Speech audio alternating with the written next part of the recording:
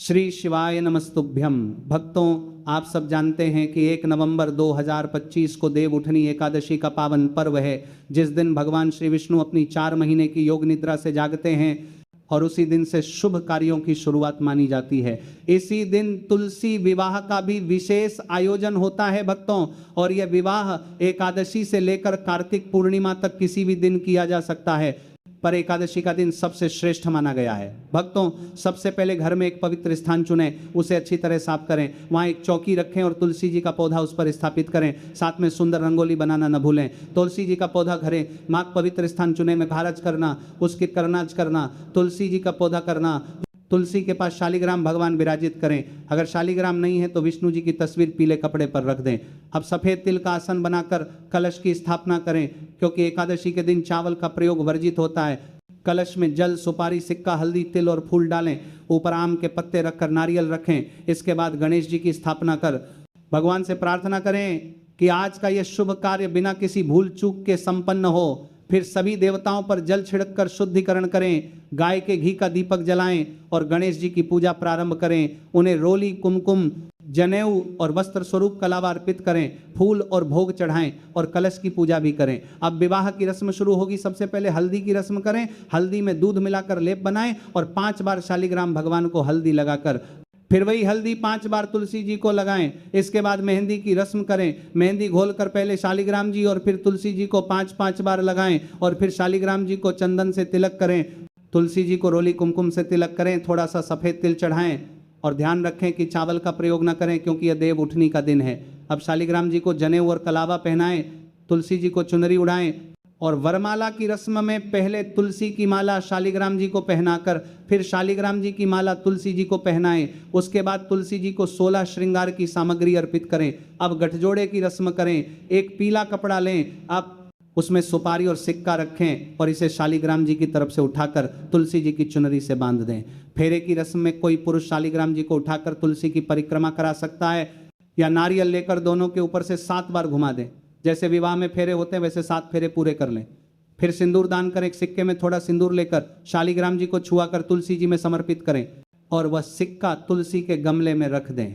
इसके बाद कन्यादान की रस्म करें। फूल, जल और कुछ पैसे अपने हाथ में लेकर भाव से संकल्प लें कि आज मैं श्रद्धा से तुलसी जी और शालिग्राम जी का विवाह संपन्न कर रही हूँ, और पैसे भगवान के पास रख दें। भक्तों, देव उठनी एकादशी के दिन गन्ने का चढ़ावा शुभ होता है, या गन्ने की झोपड़ी जैसी बनावट भी की जाती है। विवाह के बाद तुलसी व शालिग्राम जी को कपड़े, साड़ी, बर्तन आदि दान में दें और भगवान को भोग लगाएं, जिसमें तुलसी अवश्य रखें। फलों में सिंघाड़े चढ़ाना विशेष शुभ है। फिर एक लोटा जल भगवान के पास रखें। तुलसी विवाह की कथा सुने। कथा के समय हाथ में तिल और फूल रखें और कथा समाप्ति पर इन्हें जल में अर्पित कर दें। उसके बाद तुलसी जी की परिक्रमा करें। लाभ 5, 7, 11 या 108 परिक्रमा कर सकते हैं। फिर धूप दीप दिखाकर कपूर जलाकर आरती करें। गणेश, शालिग्राम और तुलसी की आरती कर सभी से प्रार्थना करें। आरती के बाद लोटे का थोड़ा जल पूजा स्थल पर बार दें। प्रसाद सबको बांट दें। चौकी अगले दिन उठाएं। कलश का जल पूरे घर में छिड़क दें या किसी पेड़ में डाल दें, और जो चीज़ें चढ़ाई गई उन्हें किसी पंडित या जरूरतमंद को दान कर दें। अगर शालिग्राम आपके ही हैं तो वे आपके घर में रहेंगे, अगर किसी और के थे तो तुलसी उन्हें दे दें। भक्तों, तुलसी विवाह अत्यंत शुभ है, इसलिए अपने घर में श्रद्धा और भक्ति से अवश्य करें, चाहे स्वयं करें या किसी पंडित की सहायता लें, क्योंकि इससे घर में सुख, समृद्धि और ईश्वरीय कृपा बढ़ती है। हर हर महादेव।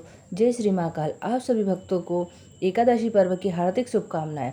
इस दिन भगवान विष्णु 4 महीने की योग निद्रा से जागते हैं और ऐसा माना जाता है कि इस दिन सारे शुभ काम शुरू होते हैं, जैसे कि गृह प्रवेश, मुंडन, मांगलिक कार्य प्रारंभ होते हैं। माता लक्ष्मी की कृपा प्राप्त होती है। इस दिन माता तुलसी का भी विवाह करते हैं। माता तुलसी का विवाह घर में सुख, शांति और समृद्धि के लिए होता है। माता तुलसी का विवाह करें, इस व्रत को इस दिन व्रत भी रखते हैं। तुलसी जी का विवाह करें, इससे माता लक्ष्मी और विष्णु भगवान का आशीर्वाद प्राप्त होता है। तो देखिए, अब आप तुलसी जी की पूजा कैसे करें। पहले आप एक साफ जगह पर जल सींचे और फिर वहाँ पर एक छोटी सी रंगोली बनाएं। उस पर एक पटा रखें और उस पटे के ऊपर थोड़े से चावल के दाने रखकर एक लाल या फिर पीला वस्त्र उस पटे पर बिछाएं।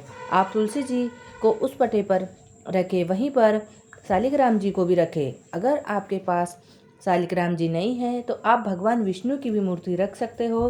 फिर आप एक कलश बनाएं, उस कलश को नाड़ा या फिर कच्चा सूत लपेटें। फिर उस कलश में जल और सुपारी, तिल, फूल डालें, क्योंकि चावल नहीं डालते हैं इस दिन। फिर आप उस कलश को नहीं डालते हैं इसलिए। फिर उस कलश में आप आम के पत्ते लगाएं और ऊपर से एक नारियल रखें। जहाँ पर माता तुलसी जी रखी है वहाँ पर आप एक सुपारी रखें।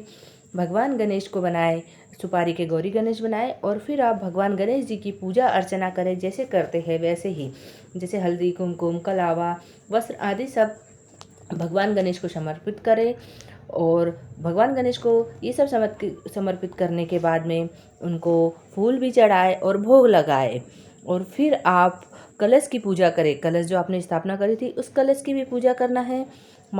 कलश की पूजा होने के बाद में माता तुलसी जी की पूजा करें। माता तुलसी जी की हल्दी की रस्म करें।